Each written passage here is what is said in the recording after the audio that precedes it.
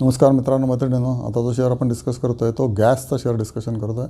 PNG CNG या कंपनीचा distributor. Okay, मग याला फक्त डिस्ट्रीब्युशन करायचं आहे. ओके, बनवणारे कंपनी वेगळ्याच आहेत. गेल, गॅस अथॉरिटी ऑफ इंडिया वगैरे तत्सम त्यांच्याकडनं गॅस घेतात. PNG पण घेतात आणि CNG पण घेतात. ओके, CNG तुम्हाला माहिती आहे. PNG पण बेसिकली त्याच टाईपचा नॅचरल गॅस आहे. P म्हणजे काय तुम्ही बघा, C म्हणजे काय तुम्ही बघा, तुम्हाला होमवर्क देतो आहे.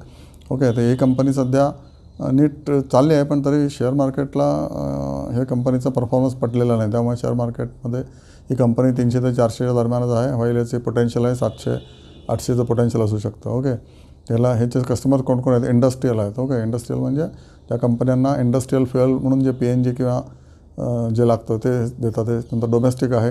डोमेस्टिकसाठी सुद्धा हे कंपनी सप्लाय करते. PNG कमर्शियल लोकं आहेत, म्हणजे बिल्डिंगमध्ये वगैरे सुद्धा आहेत, किचन्समध्ये.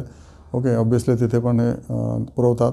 आणि गॅस स्टेशन्स जे CNG गॅस स्टेशन्स आहेत, 800 गॅस स्टेशन्स आहेत गुजरात आणि महाराष्ट्रामध्ये.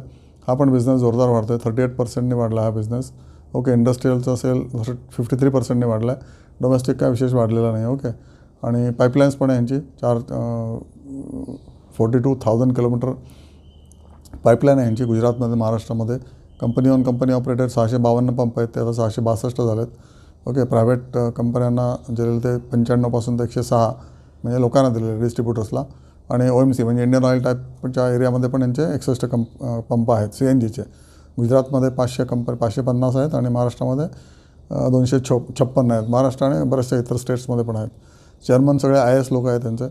आणि मिलिंद तोरवणे म्हणून मॅनेजिंग डायरेक्टर आहे. पंकज जोशी म्हणून चेअरमन आहेत. ओके, आणि या कंपनीचं बेसिकली FII 4% होल्ड करते, DII 13% होल्ड करते. ओके, पब्लिक 13% होल्ड करते.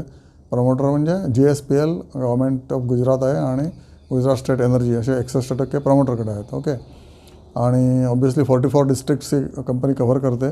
आणि ह्याचे प्रॉफिट्स जर बघितलं तर PAT ह्याचे 1200 कोटी 2020ला होते. यावेळेला या जूनला okay it is almost same place. त्यामुळे प्रॉफिट्स ह्याचे वाढलेले नाही आहेत, तिथेच आहेत 5 वर्षामध्ये. त्यामुळे ही कंपनी मार्केटला आवडलेली नाही. पण obviously they are ensuring that this business grows further. CNG is being used like mad by everybody. तर त्याच्यामुळे हे कंपनी जरी प्रॉफिट स्टॅग्नंट असला तरी प्रॉमिसिंग कंपनी आहे. गुजरात गॅस एकेकाळी प्रचंड फेमस कंपनी होती आणि खूप मार्केट अट्रॅक्टिव्ह कंपनी होती, पण मार्केटला फंडामेंटल्स या कंपनीचे आवडलेले नाही आहेत. पण प्रत्येक कंपनीचे दिवस बदलत असतात, राईट. पुढच्या 1 वर्षात या कंपनीचे पण दिवस बदलतील आणि या कंपनीचा शेअर जो आता 420-440ला वगैरे असू शकतो तो 800 पण जाऊ शकतो. ओके, कारण नक्कीच तुम्हाला 20% एका वर्षामध्ये मिळू शकतात. आत्ता मार्केट सप्रेस्ड आहे, त्यामुळे गुजरात गॅस हा सुद्धा शेअर सप्रेस्ड आहे. पण हे काय फॉरएव्हर नाही आहे. ओके, सोच कर समझ कर. Thank you so much.